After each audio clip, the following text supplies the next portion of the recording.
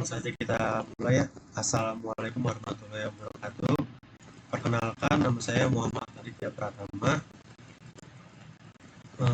Saya berasal dari Universitas Terbuka Jakarta, jurusan T1 Sistem Informasi dengan NIM 0531197781.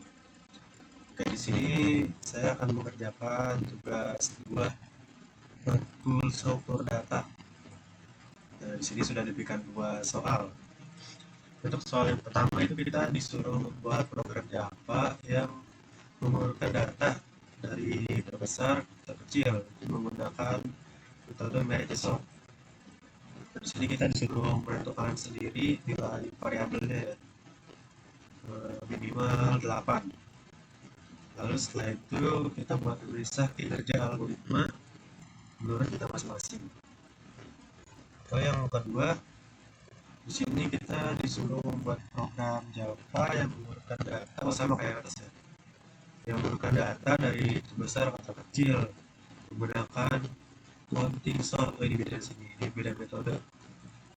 Lalu kita sama nih suruh kita tentukan sendiri nilai variabelnya minimal 8. Lalu baru dibuat analisa kerja algoritmanya. Oke, langsung saja kita mulai. Di sini tadi saya sudah mencoba buat ini ada tugas merge sort, ini ada counting sort. Kita akan menjelaskan merge sort dulu ya. Nah, di sini sudah saya buatkan 8 variabel. 8 variabel ini kita satukan array bernama data ya. Jadi kita satukan. Lalu di bawahnya ada perintah untuk memanggil ya, print array. Ini array ini data ini atas ini data ini nanti akan memunculkan data-data di sini sebelum diurutan ya, jadi mesti ngacak sih. Lalu ini di bawah ada kita panggil menggunakan fungsi merge sort ya, dengan left-nya 0 terus lengnya min 1 ya, karena mereka dimulai dari interval dimulai dari 0, karena dia harus kita mulai dari min 1. Lalu kita print prime. Nah, nanti ini setelah di print dia akan muncul data-data sama, cuman sudah dalam keadaan yang sudah terurut ya, dari terbesar ke terkecil. Ini fungsinya merge sort ini. Lalu untuk fungsi sendiri kita jelaskan di atas ini ya. Ya, di sini ada fungsi atau perintah untuk pertama membagi-bagi ya, membagi data ini variabel ini untuk menentukan bagian kiri dan bagian kanan ya. Ini kita bagi dua gitu ya. 8 bagi 2 4, terus bagi 2 2. Nah, baru ini kita seleksi ini bagian kanan sama kirinya. Lalu baru kita panggil di sini. Kita panggil ya. Jadi itu untuk memisah-misahkan dulu ya. Ntar disatukan lagi. Lalu kita pindah ke bagian atasnya lagi. Di sini ada perintah yang 1 dan yang 2 ini untuk menampung sementara array tersebut ya. Variabel untuk menampung sementara. L kita makan dengan n 1, ini R kita makan dengan n 2 ya. Dari sini baru kita lakukan perbandingan. Di sini kita lakukan perbandingan antara L dan R ya.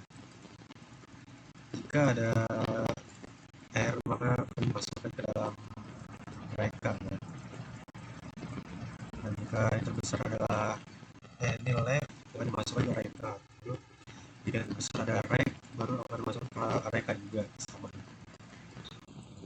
lalu di bawahnya lagi itu ini untuk menentukan sisa variabelnya ya, kan pasti pada sisa dan sisa itu kita nggak tahu sisanya bakal kemana gitu. Nah, ini untuk yang misalnya sisanya itu ada di left ya, nanti kita akan memasukkan data tersebut ke Injekar ya, untuk sementara. Nah, lalu jika yang sisa data itu baik, tetap sama kita akan masukkan ke sini. Ya mungkin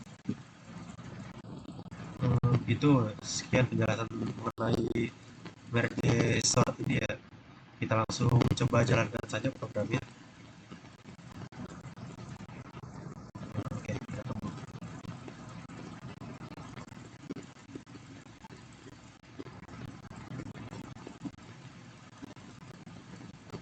Nah, sabar masih loading ya. Oke. Nah, di sini sudah muncul ya datanya ya.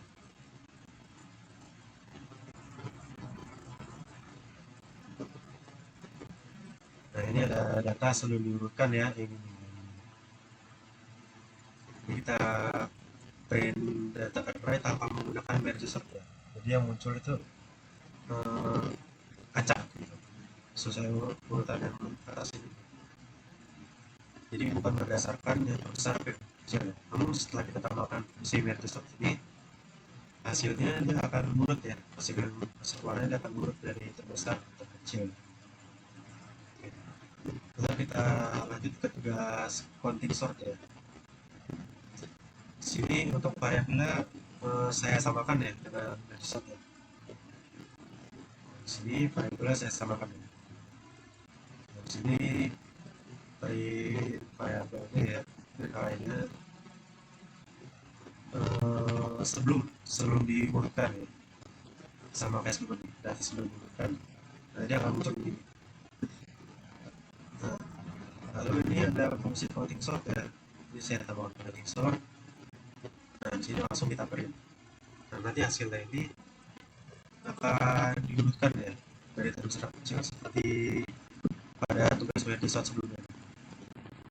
Nah, untuk programnya kita langsung lihat saja di atas ya. Nah, di sini nih kita awalnya langsung menentukan maksa dulu, nilai terbesar dulu. Nah, habis ditentukan nilai terbesarnya, lalu kita hitung nih, yaitu terbesarnya itu ada berapa, ada satu, ada berapa, ada tiga. Contohnya sini terbesar ada 45 nih. Ini angka 45 ini ada berapa? Ada satu, ada dua, ada tiga gitu. Misalnya ada satu. Oke, lanjut ke bagian selanjutnya untuk bagian pengurutan ya. Terus setelah ditentukan terbesarnya, dilihat dulu ada berapa ya terbesar itu. Jika sudah, baru masuk ke pengurutan ya di sini.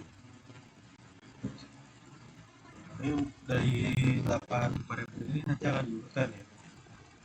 Akan diurutkan mana yang terbesarnya, terus yang terkecilnya, sampai akhirnya semua variabel telah dihitung, telah dijalankan lah.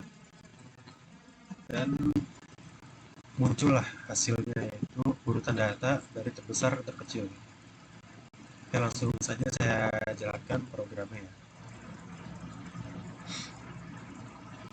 Oke, ini sudah muncul ya. Nah, jadi sama nih kayak tadi juga susah. Jadi sebelum diurutkan tuh dia ngacak, nggak langsung dari terbesar ke kecil enggak. Jadi tergantung data atas tadi. Nah, namun setelah kita tambahkan fungsi counting sort ini, dia akan otomatis mengurutkan data ya, mulai dari terbesar ke terkecil. Jadi secara garis besar nih merge sort dan counting sort ini ya sama ya, untuk menggunakan data dari terbesar ke terkecil ya. Untuk counting sort ini justru lebih simple, lebih terarah lah sih, lebih simple untuk menjalankan programnya. Namun keuntungan merge sort ini, dia kalau misal datanya banyak, dia udah chaos lah sih. Jadi untuk data banyak ini direkomendasikan menggunakan merge sort ini ya. Kalau untuk yang biasa-biasa saja yang menggunakan counting sort saya sudah cukup ya. Karena saya kira sama, tergantung data juga sih, tergantung data yang diurutkan. Oke, segitu, sekian penjelasan dari saya. Jika ada kekurangan, kesalahan maupun kata-kata yang tidak enak maupun tidak jelas mohon dimaafkan. Sekian dari saya, terima kasih. Assalamualaikum warahmatullahi wabarakatuh.